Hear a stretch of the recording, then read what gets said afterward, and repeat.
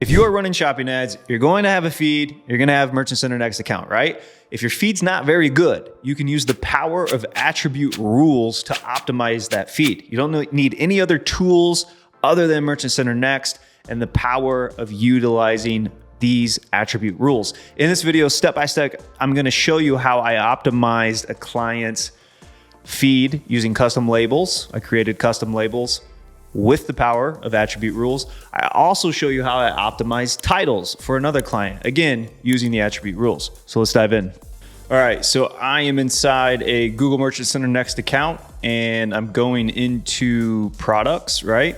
Now, the products that I want to update in this case or optimize in order for campaign structure reasons are for holiday products. So if I put in Christmas,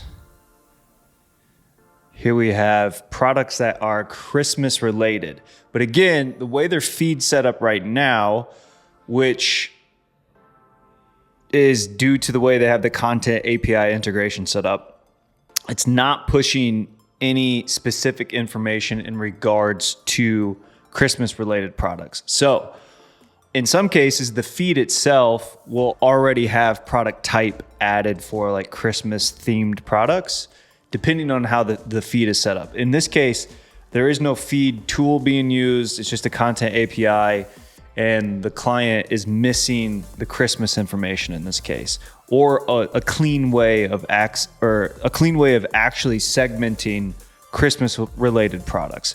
So again, I'm doing this with rules then, or these attributes that you can do.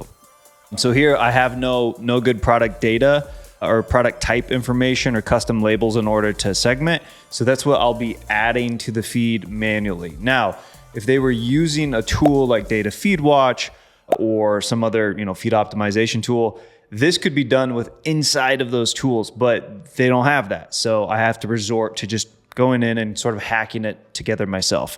So what you're going to do is you're going to hit this view data sources. This is going to take you to your actual sort of product feeds. And so here we have the content API. So I'm going to click into that.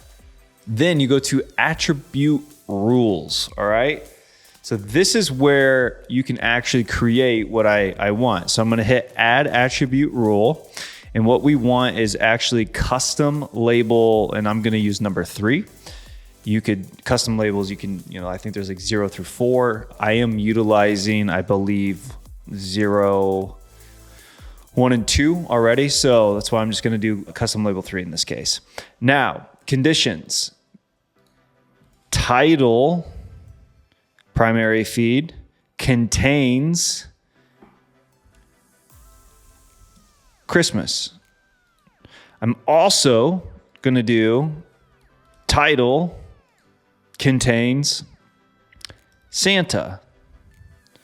I'm also going to do title contains holiday.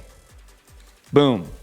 Then what I'm going to do is select how to replace the data. So I'm going to hit set to, and then I'm just going to add my own value, and we're just going to put Christmas.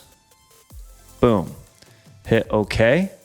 Then you're going to want to usually use show preview. So, and again, in this case, if content API, which is the feed right now, like the raw feed data that's coming in, contains Christmas, Santa, or holiday, set custom label 3 to Christmas. That's it.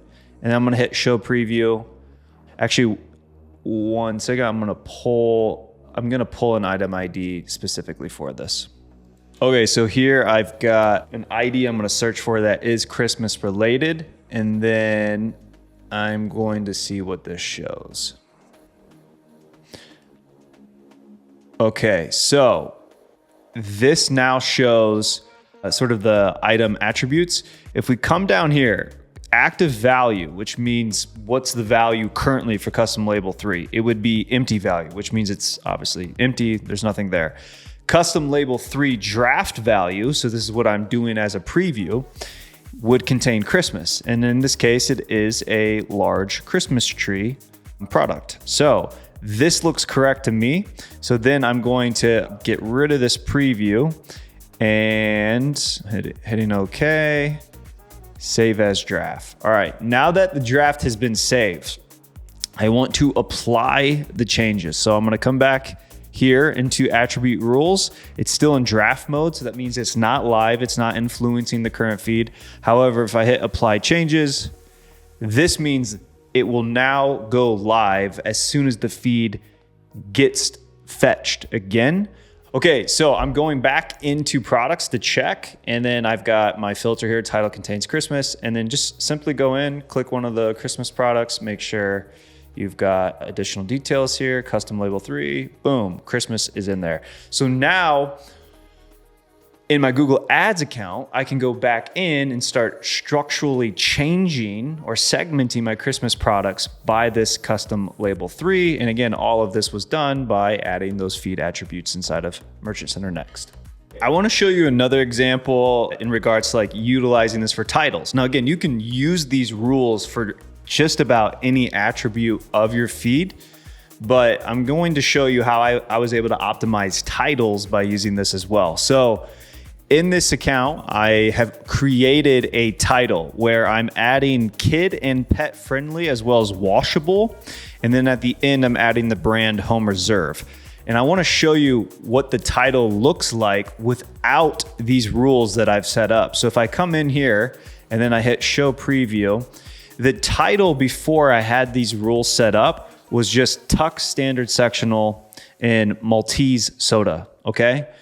That's a terrible title if you're trying to show your ads for sectional related keywords, especially going after like kid and pet friendly stuff, right? So now what I have done is added this to the front, and then I add Home Reserve to the back. So the full title looks like this now.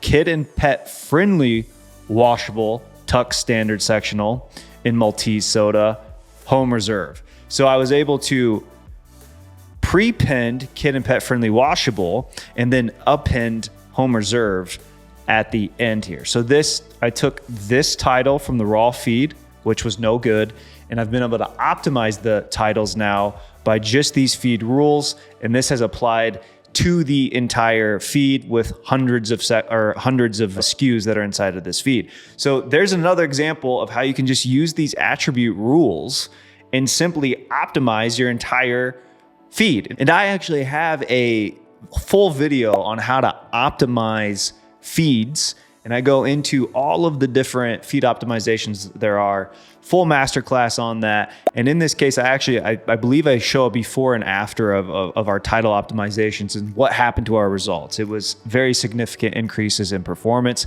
And in some cases, you can simply, if you're not using a tool, right, like Data Feed Watch, you can simply come in and just make these changes yourself and optimize your feed using the power of attribute rules inside of Merchant Center Next.